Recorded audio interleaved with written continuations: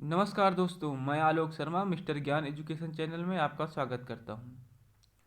आज हम DElEd second semester वर्तमान भारतीय समाज एवं प्रारंभिक शिक्षा के ऐसे 20 महत्वपूर्ण क्वेश्चन लेकर आए हैं, जिसमें से पहला क्वेश्चन है, साधारण बोलचाल की भाषा में शिक्षा का अर्थ लिया जाता है सामाजिक शिक्षा से, विद्यालयी शिक्षा से, पारिवारिक शिक्षा से, नैतिक शिक्षा से। तो साधारण बोलचाल की जो भाषा होती है हमारी विद्यालयी शिक्षा से लिया जाता है। अगला क्वेश्चन देखते हैं, शिक्षा शब्द का शाब्दिक अर्थ है, जो शिक्षा है उसका शाब्दिक अर्थ क्या है? अंतर्निहित शक्तियों का विकास करना, बहिर्मुखी शक्तियों का विकास करना, शारीरिक विकास करना, या उपरोक्त में से कोई नहीं। तो ऑप्शन नंबर आ, अंतर्निहित शक्तियों का विकास करना। अगला क्वेश्चन, प्राचीन शिक्षा का आधार थी। जो प्राचीन शिक्षा थी किसके आधार पर दी जाती थी? पारिवारिक शिक्षा के आधार पर, विद्यालयी शिक्षा के आधार पर, या सामाजिक शिक्षा के आधार पर? तो नैतिक शिक्षा के आधार पर। ऑप्शन नंबर द हमारा नैतिक शिक्षा के आधार पर दी जाती थी। अगला क्वेश्चन, मनुष्य की सबसे बड़ी आवश्यकता चरित्र है, शिक्षा नहीं, यह कथन है हेंडरसन का, स्पेंसर का, हार्वर्ड का, या इनमें से कोई नहीं? तो ऑप्शन नंबर बा, स्पेंसर ने कहा था मनुष्य की सबसे बड़ी आवश्यकता चरित्र है, ना कि शिक्षा है। अगला क्वेश्चन देखते हैं, निम्नलिखित में से शिक्षा का उद्देश्य नहीं है। हमें पूछा है उद्देश्य नहीं है, तो चरित्र विकास के लिए, शिक्षा का व्यवसायीकरण करने के लिए, या नैतिक विकास के लिए, सामाजिक अनुशासन के लिए? तो जो हमारा उद्देश्य चरित्र विकास के लिए भी होता है और नैतिक विकास के लिए भी होता है, सामाजिक अनुशासन के लिए भी होता है, ना कि व्यवसायीकरण के लिए होता है। तो हमारा राइट आंसर इसमें पूछा गया था उद्देश्य नहीं है, तो राइट आंसर वाह यानी शिक्षा का व्यवसायीकरण। अगला क्वेश्चन देखते हैं, किसी देश एवं समाज की आधारशिला होती है। जिस देश में रहते हैं आप उसमें क्या मायने रखता है? सभ्यता या संस्कृति, रीति रिवाज, धर्म? तो आप कहीं भी रहेंगे तो आपकी जो संस्कृति होती है सबसे महत्वपूर्ण होती है। तो इस का आंसर बा हो गया, क्या हो गया? संस्कृति। निम्नलिखित में से कौन सा दूरस्थ शिक्षा के अंतर्गत नहीं आता है? अब देखो दूरस्थ शिक्षा क्या होती है। दूरस्थ शिक्षा वो होती है जहाँ पर आप की शिक्षा के वातावरण से बाहर एवं किसी भी संचार एवं माध्यम से ले सकते हैं। यानी विद्यालय जाए बिना एक अध्यापक के पास बैठकर बिना शिक्षा लेना क्या कहलाता है? दूरस्थ शिक्षा कहलाता है। तो इसके अंतर्गत नहीं आता है। तो इसमें देखते हैं, इसमें व्यक्ति अपने ही स्थान पर सीखता है। हाँ, तो दूरस्थ शिक्षा होती है तो कहीं से भी आप सीख सकते हैं। तो इसमें पूछा है नहीं आता, तो ये ऑप्शन सही है, लेकिन ये हो जाएगा गलत। ऑप्शन नंबर बा देखते हैं, इनमें संचार माध्यमों का प्रयोग होता है। बिल्कुल होता है, सोशल मीडिया का प्रयोग होता है। आप जैसे हमारे वीडियो देख रहे हैं यूट्यूब चैनल पर, तो ये कहीं ना कहीं दूरस्थ शिक्षा के अंतर्गत आता है।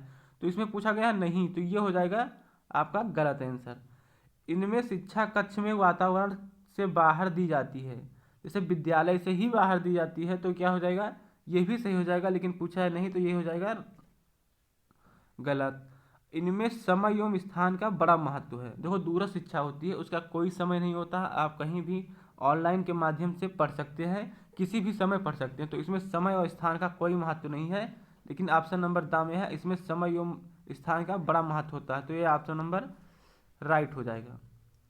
अगला क्वेश्चन देखते हैं, क्वेश्चन नंबर 8, वैदिक काल में शिक्षा का प्रारंभ किस प्रकार से होता था? देखो जो वैदिक काल शिक्षा था, जब शिष्य अपने गुरु के पास जाते थे तो उसमें विभिन्न प्रकार के संस्कार कराए जाते थे, जिसमें से बिस्मिल्लाह द्वारा, प्रपज्जा द्वारा, उपनयन द्वारा, या उपयुक्त में से कोई नहीं। अब हम बात करते हैं ऑप्शन नंबर ए की। तो बिस्मिल्लाह द्वारा होता था, ये इस्लाम धर्म यानी मुस्लिम कालीन शिक्षा के अंतर्गत आता था। प्रपज्जा संस्कार या बोझ कालीन शिक्षा के अंतर्गत आता था। और उपनयन संस्कार जो होता था ये होता था वैदिक कालीन शिक्षा के अंतर्गत। तो हमारा राइट आंसर होगा उपनयन संस्कार। बिस्मिल्लाह संस्कार जो होता था ये 4 वर्ष 4 माह और 4 दिन के बाद ही होता था। इसमें आयतों के कुरान के कुछ आयत पढ़ाए जाते थे। अगला क्वेश्चन देखते हैं, क्वेश्चन नंबर 9। वैदिक कालीन शिक्षा में पराविद्या में कौन सा विषय नहीं पढ़ाया जाता था? अब ये वैदिक कालीन शिक्षा में पराविद्या क्या है? जो वैदिक कालीन के पाठ्यक्रम थे उसमें दो भागों में बांटा गया था, आपरा और परा। आपरा जो होता था वो भौतिक विषय से लेकर संबंधित होता था, और परा जो होता था ये आध्यात्मिक विषय से लेकर होता था।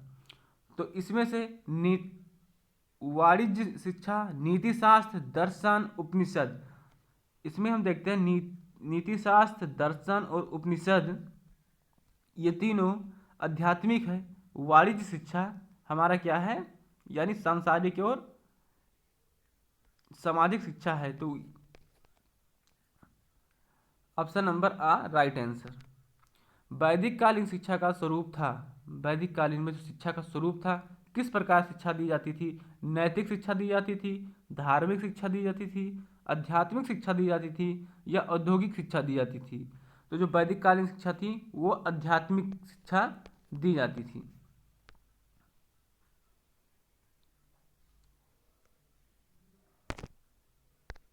अगला क्वेश्चन देखते हैं, क्वेश्चन नंबर 11। बिस्मिल्लाह संस्कार किस आयु में किया जाता था? तो जो बिस्मिल्लाह संस्कार है ये मुस्लिम में होता था। ये बालक में 4 वर्ष 4 माह 4 दिन, जैसे अगली स्लाइड में आपको बताया था, 4 वर्ष 4 माह 4 दिन में होता। तो राइट आंसर बा। इसमें कराया क्या जाता था? जो कुरान होते थे उसके कुछ आयतों को पढ़ाया जाता था, उनसे दोहराया जाता था। मध्यकालीन शिक्षा का मुख्य उद्देश्य मुख्यतः क्या है? तो मध्यकालीन शिक्षा को ही मुस्लिम कालीन शिक्षा भी कहते हैं, जिसमें से इस्लाम धर्म का प्रचार करना, भौतिक सुख प्राप्ति की तैयारी, शासन का दृढ़ीकरण या उपरोक्त सभी। तो जो इसका मुख्यतः कारण था, ये अपने धर्म को प्रचार प्रसार करने के लिए ही शिक्षा को बढ़ावा दिए थे। तो हमारा राइट आंसर आ हो जाएगा, इस्लाम धर्म का प्रचार। क्वेश्चन नंबर 13 देखते हैं, बौद्ध शिक्षा के प्रमुख थे। जो शिक्षा के प्रमुख थे, मतलब इसमें ऑप्शन के हिसाब से देखते हैं कि बौद्धकालीन शिक्षा के कहाँ दिया जाता था। तो नंबर आ है संघ, ऑप्शन नंबर बा गुरुग्रह, ऑप्शन नंबर सा अग्रहार, ऑप्शन नंबर दा गुरुकुल। तो बौद्ध शिक्षा के जो प्रमुख थे वो संघ में दिया जाता था। गुरुकुल ये वैदिक कालीन शिक्षा के अंतर्गत में दिया जाता था। आदर्शवाद को प्रयोग करने वाले शिक्षा शास्त्री हैं। देखो जो आदर्शवाद में प्रयोग करते थे शिक्षा शास्त्री कौन कौन है? हीगल, फ्रॉवेल, कांट, उपरोक्त सभी। तो ये थे, ये तीनों के तीनों शिक्षा शास्त्री आदर्शवाद के थे। तो ऑप्शन नंबर द हमारा उपरोक्त सभी हो जाएगा। अगला क्वेश्चन देखते हैं, क्वेश्चन नंबर 15। प्लेटो समर्थित आदर्शवाद है। देखो जो प्लेटो थे उसके समर्थित आदर्शवाद क्या था? आत्मनिष्ठा आदर्शवाद, नैतिक आदर्शवाद, या निरपेक्ष आदर्शवाद, या प्रपंचवाद। जो प्लेटो थे वो नैतिक आदर्शवाद के समर्थक थे। तो ऑप्शन नंबर बा हमारा क्या हो जाएगा? Right answer. Question number 16। अद्वैतवाद के समर्थक भारतीय शिक्षा शास्त्री। जो भारतीय शिक्षा शास्त्री बोला गया है, स्वामी शंकराचार्य, स्वामी माधवाचार्य, स्वामी विवेकानंद, स्वामी दयानंद। तो हमारा राइट आंसर हो जाएगा स्वामी शंकराचार्य। क्वेश्चन नंबर 17 देखते हैं, प्राकृतिकवाद के उल्लेखनीय शिक्षा शास्त्री हैं। जो प्राकृतिकवाद के उल्लेखनीय शिक्षा शास्त्री कौन कौन थे? तो फ्रॉवेल, रूसो, हिंगल, शंकराचार्य। तो प्राकृतिकवाद के प्रमुख जो शिक्षा शास्त्री थे कौन थे? रूसो थे। राइट आंसर बा है हमारे रूसो। अगला क्वेश्चन देखते हैं, क्वेश्चन नंबर 18। प्रयोजनवादी दार्शनिक हैं। अब देखो प्रयोजनवादी दार्शनिक John dewy, John Locke, sealer, उपरोक्त सभी। तो जो हमारा ऑप्शन नंबर द है उपरोक्त सभी, ये तीन के तीनों ही हमारे प्रयोजनवादी दार्शनिक थे। क्वेश्चन नंबर 19 देखते हैं, मानव की अनुकूलन शक्ति पर आधारित है। जो उसका अनुकूलन शक्ति किस पर आधारित है? मानवीय प्रयोजनवाद पे, नाम रूपी प्रयोजनवाद पे, या प्रयोगात्मक प्रयोजनवाद, ऑप्शन नंबर द प्राणी शास्त्रीय प्रयोजनवाद। तो जो ये मानवीय अनुकूलन की शक्ति पर आधारित है, किस पर है? प्राणी शास्त्रीय प्रयोजनवाद पर राइट आंसर द। प्राकृतिकवाद की प्रमुख शिक्षण विधियाँ। देखो जो प्राकृतिकवाद थी वो किस किस पर बल देती थी, तो वो करके सीखना, खेल द्वारा सीखना, स्वानुभव द्वारा सीखना या उपरोक्त सभी। तो हम देख सकते हैं, हम जब हम पढ़ते हैं तो प्राकृतिकवाद थी तो वो बताती है कि जो बालक होता है उसे मतलब वैसे छोड़ दिया जाए और वो प्राकृतिक स्वयं दंड देगी और उसे अनुभव होगा कि हमें क्या गलत करना है क्या सही करना है। बालक को स्वयं खेल के द्वारा ही सीखना। तो यानी इसमें पूरे में उपरोक्त ऑप्शन नंबर द उपरोक्त सभी यह राइट आंसर हो जाएगा। प्राकृतिकवाद इन सब का समर्थन करती थी। तो हमें उम्मीद है वीडियो आपको पसंद आई होगी। तो वीडियो पसंद आई हो तो वीडियो को लाइक करें, हमारे मिस्टर ज्ञान एजुकेशन चैनल को जरूर सब्सक्राइब करें। धन्यवाद। जय हिंद, जय भारत।